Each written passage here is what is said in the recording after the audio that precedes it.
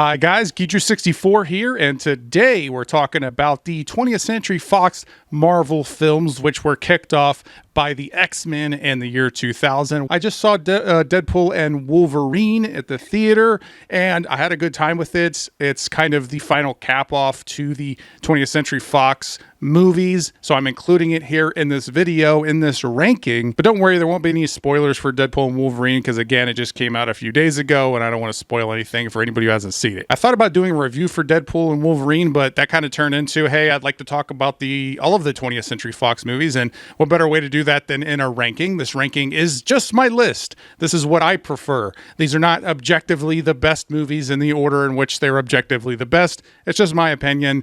You have your opinion, and I'd like to see it in the comments below. Definitely like to see other people's rankings of these movies. For those who don't know, the 20th Century Fox movies include the Fantastic Four movies, Daredevil, Elektra, Deadpool, and of course all the X-Men movies. It does not include Spider-Man because that's owned by Sony. It doesn't include Hulk because that's owned by Universal. Blade, I believe, is New Line. Punisher was Lionsgate, I think, and of course the MCU is the MCU. So none of those movies are included, but there's 19 movies that I'm going to be ranking here, including the new one, Deadpool and Wolverine. So without further ado, let's go ahead and jump into the video.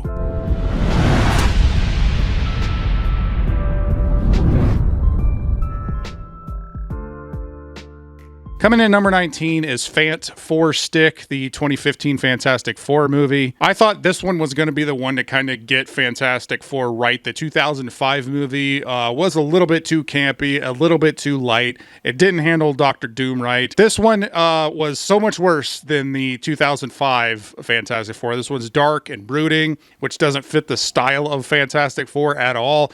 It had terrible story, terrible pacing. This version of Doom is actually far worse than the 2005 one, which I didn't care for either. Really, all of the casting for this movie is worse than it was in the 2005 one. I mean, I like some of these actors. Michael B. Jordan is great in other movies. Miles Teller is great in other things, but they're not good in this. Definitely not good in this. Definitely not good at all. It seemed like they were kind of trying to adapt the Ultimate Fantastic Four from the comics a little bit. I don't know why they didn't just straight adapt that version of the story. I think that would have worked okay. This was a mess of a production, behind the scenes, in front of the scenes. Everybody who saw this, I don't know of a single person who liked it. It's not good at all, which is why it's at the bottom of my list. Coming in number 18 is Elektra from 2005. Believe it or not, I actually was looking forward to this one when it came out, which may surprise you, but I actually kind of liked the Daredevil movie, especially back then.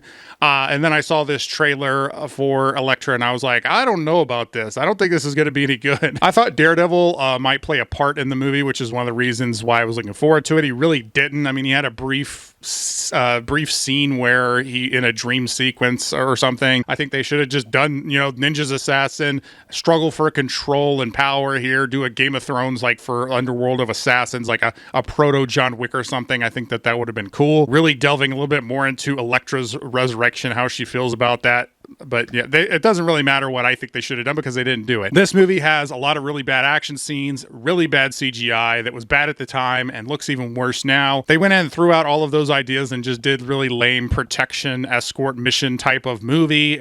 Elektra is basically Marvel's version of Catwoman with Halle Berry. For what Catwoman for DC was, that's what Elektra is. The only compliment I can really think to give it is that Elektra's costume by the end of the movie isn't bad. That's about it. Coming in at number 17 is X-Men Dark Phoenix from 2019. This was one of the worst movies that I've ever seen in theaters. I'm not even joking. I almost fell asleep during this movie. It was bad and boring, which is a terrible combination. This was the second attempt at telling the Phoenix story, and it is actually worse than the Last Stand, which is mind-blowing to me. I was like, finally, they're going to get the Phoenix right. Nope, they're not going to get the Phoenix right. They not only ruined the Phoenix story, but what a missed opportunity to just take the X-Men into space and tell the Shi'ar Empire story. That would have been so much cooler. The fact that this is really the last send-off for the X-Men, it just feels lazy. It feels terrible.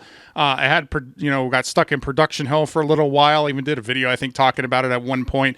I don't know why it's so difficult to adapt this story. Why is it so difficult to adapt the Phoenix? The Dark Phoenix had characters that were completely wasted. You have these great actors portraying these characters, and there's really nothing to do. Terrible writing, a lot of potential wasted. One thing I can say about this movie that's actually nice is that I think the poster looks good. Has really nothing to do with the movie, but the poster looks good. This is the worst X-Men movie in my opinion. Some people would say X-Men Origins Wolverine is the worst, but for me, Dark Phoenix, as I said, is bad and boring. Origins is bad and entertaining to me on the same level of like a Batman and Robin. So at least there's some entertaining value I can get out of watching it as opposed to the Dark Phoenix, which makes me want to fall asleep. Speaking of X-Men Origins Wolverine, coming in at number 16 is X-Men Origins Wolverine, which released in 2009. This one has been talked about to death for over a decade. I don't think it's quite as bad as some people do. It's not good. I would say it's bad, but it's not as bad as some people would say. There are parts of this movie that I think are okay. The montage with Wolverine and Sabretooth through the years and these different wars is, I think, universally accepted as like the best part of the movie. They should just done that as a movie. That'd be far more interesting. Of course, Hugh Jackman is awesome as Wolverine in even a bad movie like this. Liev Schreiber as Sabretooth, I think, is actually pretty good as well. I just wish that both of these characters were in a better movie. I think the way they play off each other is the strong point of the movie, if you want to give a strong point to the movie. All the other characters are terrible. Blob is terrible. Barakapool is terrible. Will.i.am from the Black Eyed Peas in this movie for some reason. And those CGI claws are ridiculous. As I said, all this stuff has been talked about ad nauseum online for over a decade. This movie's been bashed on, so I don't really think I have anything new to contribute to the conversation other than I agree with a lot of the criticisms out there. The bones of a decent movie are in this movie. The execution falls flat and everything else falls flat. But because this movie was so maligned, it put a kibosh on the Magneto Origins movie that they were working on, and that turned into First Class. So at least we got something good out of the movie, I guess. Coming in at number 15 is The New Mutants, which released in 2020. This one had so many release dates pushed that I figured it wasn't going to come out, and maybe it shouldn't have come out at this point. I don't know. Some people do seem to like it. Obviously, I'm not a fan of this one because it's coming in towards the bottom of my list and what I would call the bad tier. Honestly, they probably should have just thrown this on Disney Plus or sold it to Netflix streaming or something like that because it feels like a straight to streaming movie. There's a great cast here. Who they picked to play these characters from the comics is pretty good. The New Mutant characters from the comics are pretty cool. They're not necessarily my favorite. I do have several issues of the original New Mutants run, but the idea of throwing them in a horror film, I guess it just didn't really work for me because I'm not a big horror fan, so that's part of the reason why this one's coming in at the bottom as well. But other than that, I just think the movie is a mess. The editing's pretty bad. It's probably due to the tinkering, when it was in post-production hell, when it was in the void, and they kept pushing release dates during the 20th Century Fox Disney purchase, stuff going on. Again, I'm not really a big horror fan, so some people probably like this one more than I did. I just wasn't for me. And unfortunately, I think this kind of put the kibosh on doing another New Mutants film again. So I don't know if I'll ever see these characters in a different movie. But anyway, yeah, New Mutants is coming in number 15 for me. All right, now we're going to move into the that was okay to mid-level movies here. Coming in number 14 is Fantastic Four: Rise of the Silver Surfer, which released in 2007. This is the one and only sequel to the Fantastic Four, and in some ways it's better than the first, but in other ways it isn't. Given that I'm talking about it first, you can tell that I like the first one better than the sequel. It does do a good job with the title character here on the cover here, Silver Surfer. I think Doug Jones is a good body type for the character, and Lawrence Fishburne provides the voice for the character. So I think that this interpretation of Silver Surfer is very in line with the comics, and unfortunately it seems to be like that's going to be the most comic book accurate Silver Surfer we're going to get. However, Galactus as this terrible smoke monster is just ridiculous at the end of the movie. They go for the generic military is bad,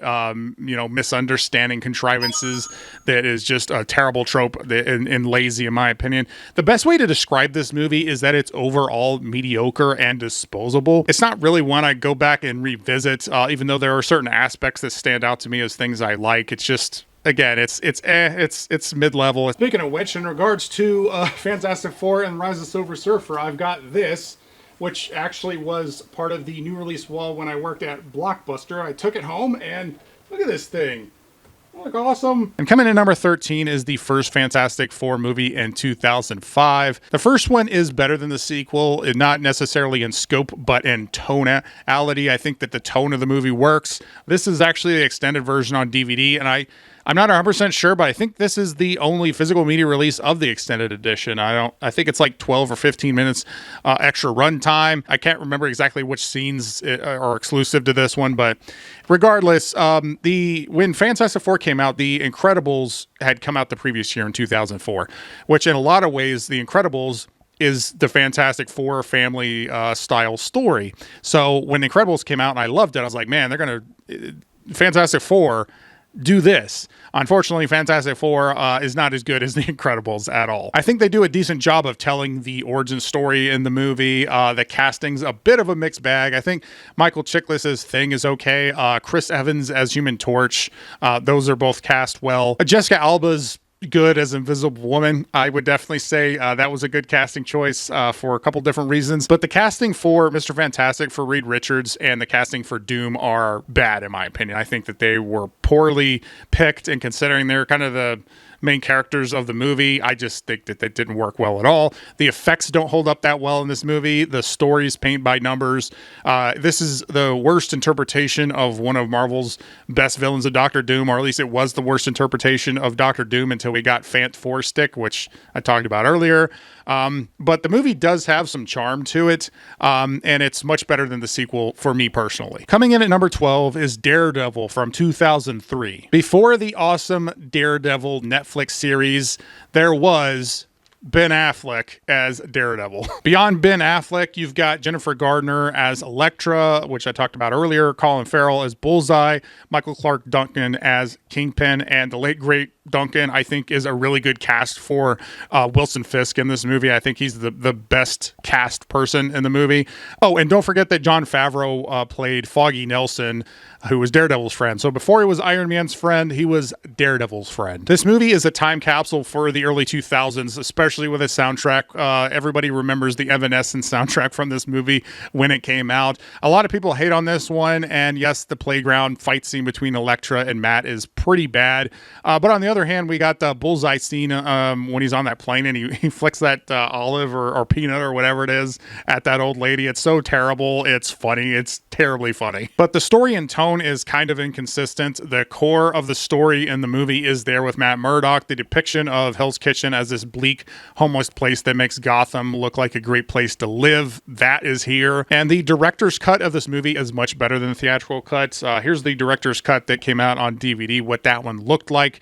And I think the director's cut is actually a pretty good movie. I would say it's better than meh. The director's cut makes the movie rated R, which I think was the intention behind the movie in the first place.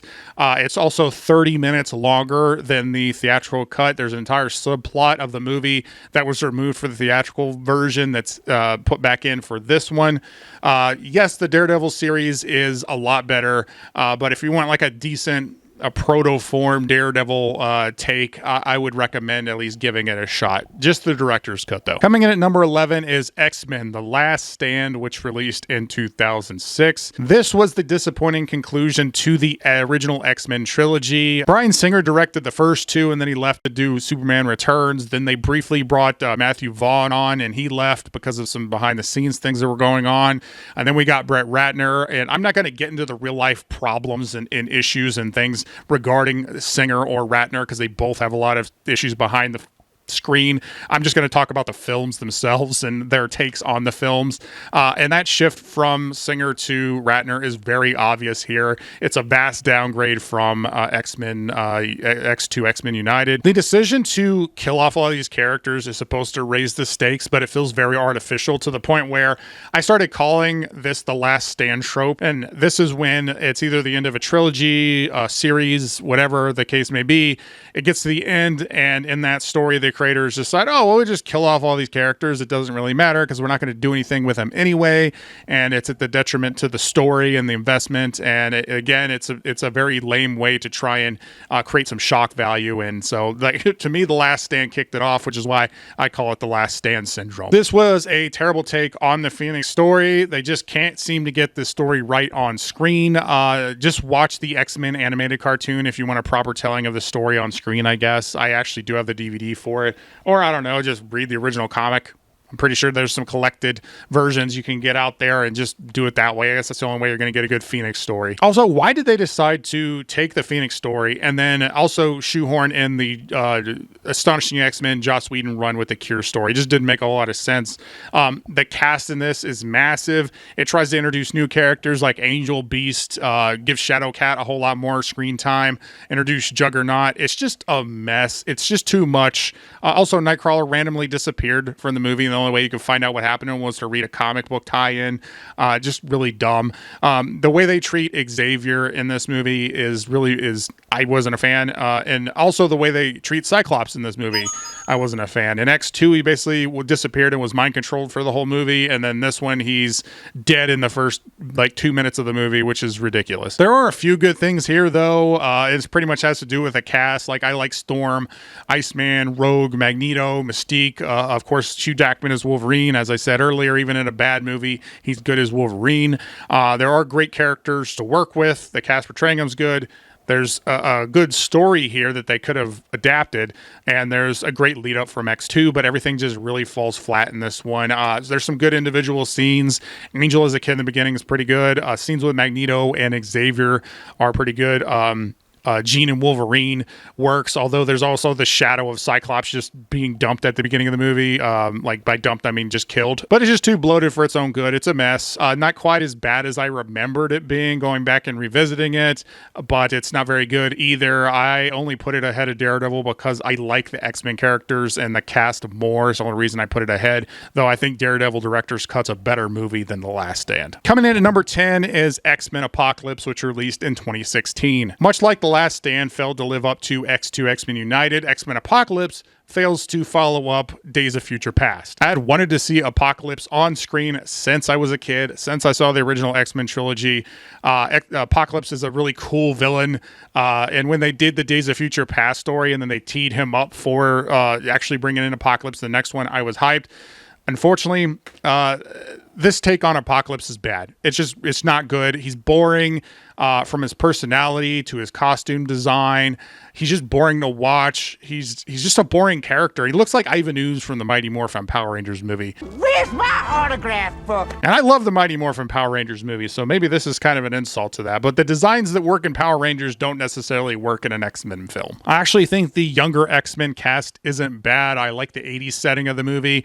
There are some good action set pieces in the movie. I'm not a fan of some of the direction they took a couple different characters. The X-Men movies are known for their inconsistent continuity, but this one really kind of throws everything out the window. I guess they figure since Days of Future Past reset everything, they can just do whatever they want. But for some reason, they have the Angel come in as a horseman like he was in the comics, but it doesn't really remotely meld in with the Last Stand version of the Angel.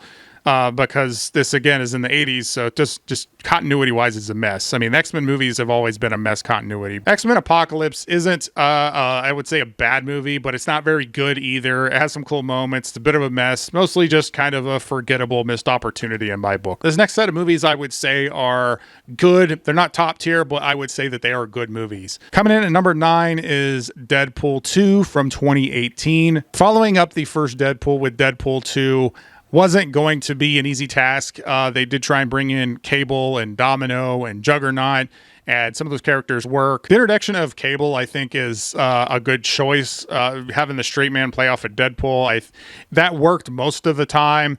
The version of Juggernaut is obviously better than the version of Juggernaut that we got in The Last Stand, and I actually thought Domino was pretty good. Having Deadpool try and protect this kid after he loses his girlfriend is a pretty good, story-wise. The kid I found a little too annoying at times. Where Deadpool 2 fails to reach the first film is the story and the heart of the movie that help balance out the humor. That's what the first Deadpool movie did well. This one, the humor doesn't land anywhere near as much as the first one. It tries to have a little bit more heart, but it doesn't always land. The story's kind of hit or miss. The whole movie, I would say, is kind of hit or miss. The stuff that works well. The stuff that doesn't, it sticks out. I will say that the greatest scene in this movie has got to be that X-Force scene where they're all jumping from the helicopter. I laughed in the theater when I first saw it, and when I recently rewatched it, I laughed again. Overall, most of the movie's just not that memorable, though, outside of like that scene and maybe like one or two other scenes. It's not a bad movie. As I said, we're kind of in the good tier now, but it's just nowhere near as good as the first one to me. Coming in at number 8 is The Wolverine from 2013. This one doesn't really get talked about a whole lot. This was the first time James Mangold came in to do Wolverine, and this really teed up the movie Logan later on. But this took Logan to Japan, loosely adapting kind of some story points from, his time in Japan, and it really served as the first, I would say, sequel to X-Men 3, with Logan actually dealing with the death of Jean from that movie, who makes several appearances throughout the movie, and I think that aspect of the movie works really well. And Hugh Jackman as Wolverine, again, is awesome. I mean, you're going to hear that repeatedly. Hugh Jackman as Wolverine is awesome. The story is actually pretty well put together and told. Unfortunately, the ending's what most people remember, because it's not very good. For some reason, they decided to do the Silver Samurai as this guy in a mech suit. He looks like he escaped from a Transformers movie, and it just sits in stark contrast to the rest of the movie, which is a little bit more grounded. When you got this like mech suit Transformer Silver Samurai, it's just a little bit too goofy. I think the idea story-wise works. I don't know why they had to put him in a giant suit and chop off his claws. I hate bone claws, by the way. Wolverine with bone claws is terrible. But because that last part of the movie, that last like 15 to 20 minutes of the movie is not that good, it really does bring down the rest of the movie, because the ending, I would say, is the most important thing for a movie. It's what you're left off with. And unfortunately, a lot of people weren't left liking the ending. The end credit scene does lay the initial groundwork for like X-Men Days of Future Past, which was, I think, the next movie up. And it is definitely worth a watch, even with that ending being not the greatest. Coming in at number 7 is the first X-Men movie released in the year 2000. This is the one that started it all. It was really the first like superhero team up movie that we got in theaters. There are aspects of this movie that haven't aged as well as some of the other movies, but I have a lot of nostalgia for this one. Being a fan of the animated series, this was mind-blowing for me as a kid to see those characters in live action. X-Men has always been my favorite superhero team. It's really what got me into comics was X-Men, so I have a lot of nostalgia for this one. The story's very focused with Magneto and Wolverine on one side, and you got the X-Men on the other, with Wolverine and Rogue kind of thrown into the mix as the newcomers into this world of stuff that's going on. The potential human threat is obviously looming over all of it. As I said, some of the effects haven't aged the best. The choreography is pretty weak compared to where superhero movies would go later on. There's some goofy lines with, Storm saying the lightning and Toad, like what happens to a Toad when it's struck by lightning? The same thing that happens to everything else. I still remember that line because even as a kid, I was like, that's dumb. But the characters themselves are solid. The story is focused. I do go back and revisit this one at least every couple of years, which really kind of shows that it still has some staying power. And as I've said many times, this one I have nostalgia for. Coming in at number 6 is Deadpool and Wolverine, which just released here in 2024. Again, no spoilers here because this movie just dropped this week. This is the newest movie and the last of the Fox superhero movies. Even though it's done by Disney, it's kind of the cap off for the Fox era of Marvel films, which is why I'm including it here in the list. It is, of course, a Deadpool movie, so humor is its focus. Sometimes a little bit too much humor at times. I think it could have been dialed back a little bit. I do wish there was a little bit more heart and story focus. As I said, with Deadpool 2, I think that the humor was more of a mixed bag for me compared to the first one. They tried to have more heart and some story, but the story wasn't really great. This one is kind of like its all humor. The story's just not very good, to be honest. Hugh Jackman unexpectedly came back to reprise his role of Wolverine. We thought he was done with Logan, but he came back to do Deadpool. After more than 2 decades, we finally get to see Hugh Jackman as Wolverine in the yellow suit, which is amazing. The chemistry between Wolverine and Deadpool carries the movie and works well. I just wish there was more single moments for Wolverine, because that's, I think, where they try and draw out the parts of that have some heart in the movie, but there's just not enough of it. It just doesn't really land because the humor is just so nonstop. I just think it needed a little bit more room to breathe. I think the movie gives a pretty good send-off for the 20th Century Fox movies. It does take some digs at that era. It also takes digs at the MCU, which has been pretty bad post-Endgame. The cameos in this were actually pretty surprising, and they actually play parts in the movie, and they aren't just like random things that are thrown in like they were at the end of The Flash. You know, they actually serve to move the plot along and to get a little bit more screen time than what you might expect. As I said, the story's kind of a mess, particularly like the third act narratively is just is kind of dumb, to be honest. But there's some cool action scenes here. Really, the movie just has a lot of narrative problems. But that's not really what I went to the movie for. I went to be entertained, see some cameos, watch Deadpool do his thing, see Wolverine in the suit. The humor's kind of hit or miss for me. That's all subjective, but it was a lot of popcorn fun for me. These are among 2 of the best cast superheroes that we've gotten, with Ryan Reynolds as Deadpool and Hugh Jackman as Wolverine. It's pretty good on the level of a popcorn film. If you can check your brain at the door, this is a lot of fun. I enjoy it on the same level as like the first Transformers movies or Independence Day or like the earlier Fast and Furious movies. They're just entertaining, and I enjoy it on that level. So these final 5, I would say, are top tier. I would put them up against the best superhero movies that we've ever gotten. And when you think about it, it's a pretty good achievement that Fox put out 5 top tier superhero movies. So let's just go ahead and move into the top tier of this list, which is starting with number 5, which is Deadpool from 2016. This one I've seen many times since it's released. I think it's easily the best Deadpool movie. To me, it's not even close, even though this is coming in number 5 and Deadpool Wolverine is number 6. To me, there's a pretty big gap there in quality. This is a great movie. It balances things much better than what they managed to do with Deadpool 2 or Deadpool and Wolverine. I think that it really has a lot of the humor. I think the humor lands more. This one reins in Deadpool enough to really tell a coherent story with both heart and humor, and balances that in a way that the sequels unfortunately didn't. It kind of does. It's kind of the same story with Jack Sparrow and the Pirate sequels. You know, when that first Pirates movie, Curse of the Black Pearl, came out, Johnny Depp was reined in as Jack Sparrow, and in the sequels, they kind of just let him go all out, and you get mixed results when that happens. Letting things loose can be a little bit too much at times, so maybe that's why I'm with the sequels. But this first one is great. A lot, really good action on a smaller budget. Obviously, this had the smallest budget out of all the Deadpool movies. I still remember watching this in theaters for the first time. I went with some friends.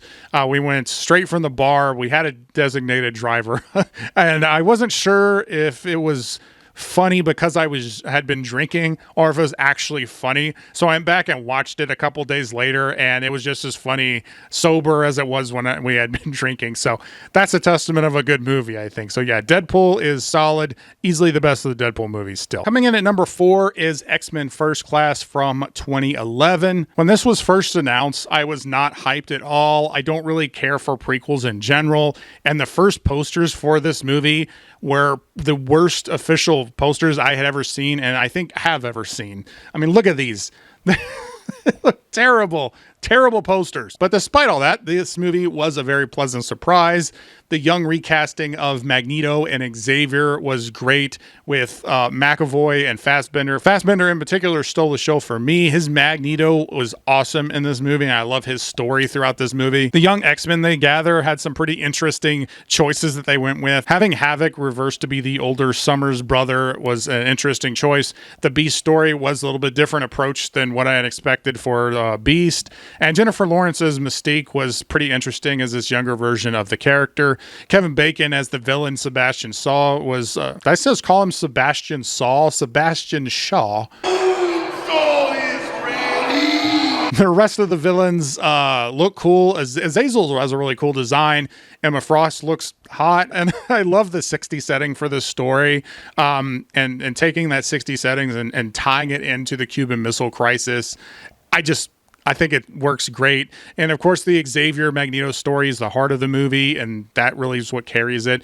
This was directed by Matthew Vaughn, who, as I said earlier in the video, he was briefly on X-Men 3, but he left the studio. I'm glad he came back to do this, but also makes me think, like, with First Class being as good as it was, I wonder what his version of X-Men 3 would have been if it didn't have the studio issues that he had with him at the time. The only negative thing I can think of is how they treated Darwin in this movie. The unkillable mutant dies. I mean, what's with that? Coming in at number 3 is Logan from 2017. Logan is probably the best movie on here from an objective standpoint. So if people are putting this in number 1, I 100% get it. But for me, this isn't one I revisit a whole lot. I prefer the ensemble X-Men movies. Again, it's all based on preference. So that's the reason why it's coming in number 3. Again, these are the top tier comic book movies of all time, in my opinion. And of course, Logan is a loose adaptation of the Old Man Logan comic book run, which was awesome if you've never seen it. I say loose adaptation because outside of Logan being old, most of the story is not even remotely close. Maybe now it's owned by Marvel, they can actually adapt the story correctly if they can get Hugh Jackman to come back again. Logan was meant to be the swan song for Hugh Jackman as Wolverine, and it was a great send-off for the character. It's a dark, character-focused story that took place in this future where chemicals in the food stopped mutant evolution, which is an interesting story to tell. And then giving Xavier, Alzheimer's and dementia, whatever he has, I don't think they specifically say, was a very interesting and kind of a dark choice to think about for what's the worst thing that could happen to Xavier. This is one of Patrick Stewart's best performances of any movie of all time. This is probably Hugh Jackman's best performance as Wolverine. Daphne Keane as X-23 was great casting. She does a great job. Normally, kid actors are a mixed bag. She handled the character very well. Great directing from James Mangold, which probably helped. Only negatives for me is that the pacing is a little bit too slow in some parts of the movie, and because of the nature of the darker story, that's why I don't revisit it as much as some of the other movies. Like the first Deadpool movie, I've seen more times than Logan just because of the type of movie it is. Even though, again, Logan, I would say, is probably objectively the best of all of these movies. I'm putting it at number 3, but again, great movie. I love Logan. Coming in at number 2 is X-Men Days of Future Past from 2014. I was so excited for this movie that was going to tie in the First Class crew with the original X-Men crew, bringing them back. Not only did they bring them together, they used the Days of Future Past story to tie everything together, adapting this great comic. This one was one of my favorites as a kid. I just love the idea of it and the story that was told there. I went into this movie with high expectations, and I left the theater wanting to go back and watch it again, which is a testament to how good the movie is. You get a good sense of how bleak the future is, and of course the past, the 70s isn't necessarily a picnic for mutants either. I think they handled the time travel in a way that gave weight and urgency to both time periods as they cut back and forth. This version of the movie that I have here is called the Rogue Cut, and it adds 17 minutes to the movie. It puts in the subplot that they took out with Rogue, which is why it's called the Rogue Cut. Rogue's not even present in the theatrical cut. It's alluded that she's been killed, and that's why she's not there.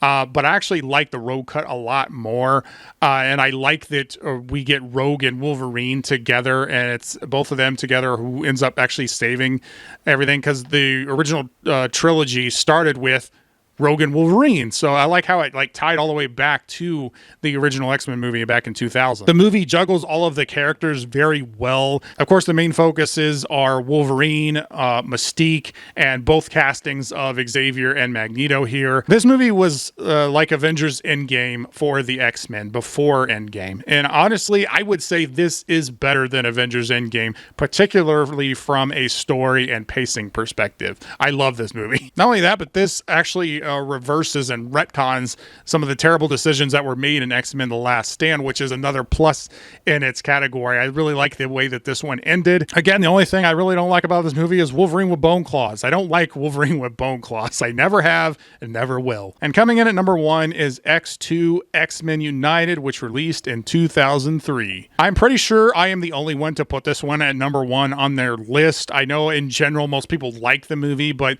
if you were ranking things, I highly doubt most people would put this one at number 1. Again, there are, I think, objectively some better movies, but this is my list and the things that I like and the ones I rewatched. And I have a lot of nostalgia for this movie. Every time I go back and rewatch it, I love it as much as before. I actually flip-flopped on whether I was going to put Days of Future Past at number 1 or X2 X-Men United, but nostalgia won out here because this is my most watched X-Men movie. I've seen it countless times. Every time I go back and see it, I love it. I remember watching it in theaters, being blown away by that Nightcrawler scene at the beginning of the movie. Every character has moments in this movie. They all have purpose within the story. Wolverine's story with Stryker is great. Mystique and Magneto as the remaining Brotherhood, and the way that's done is great. Storm and Nightcrawler having some interesting conversations. Bringing Nightcrawler in alone was awesome. Jean's sacrifice by the end of the movie and her premonitions for things. Xavier's power being exploited in the movie as like the main plot that's actually going on here. And my personal favorite story probably within this is actually Rogue, Iceman, and Pyro. There's really no side story that's wasted here. There's little to no screen time that's wasted in telling this story. It's very well edited. The only part that I can say that I think was kind of disappointing was the way Lady Deathstrike was handled. As a fan of the comics, I wish she was handled differently. But that's really the only negative I can think of off the top of my head. The soundtrack for this is a banger too. I still have the CD somewhere around here. It is the best soundtrack of any of these movies in my opinion. I have the CD. I've listened to the soundtrack just by itself. This movie is over 20 years old, and not only does it hold up well, I'd say it looks better than the vast majority of superhero movies we've gotten over like the last few years, which have had really shoddy, rushed CGI. The effects here still hold up. It's a great movie. For me, it's coming in number 1, but partially because of nostalgia. And I just love X2. I mean, I think this is still my favorite. It's still my favorite one. So that was my list. Again, this is just my opinion, completely subjective. As I said, Logan probably should be the number 1 if I was just trying to do it more objectively. But this is my list on which ones I enjoy the most. I'm always interested to hear what you guys think, like what your list is. Comment below. Let me know. But I really just want to thank everybody for sticking around here on this video. Thank you, subscribers. All of you are awesome. And if you like this video, please like, comment, share, subscribe, do all the YouTube stuff or don't. I'm not a beggar. I'm Geechu64, and I'll always tell you the truth.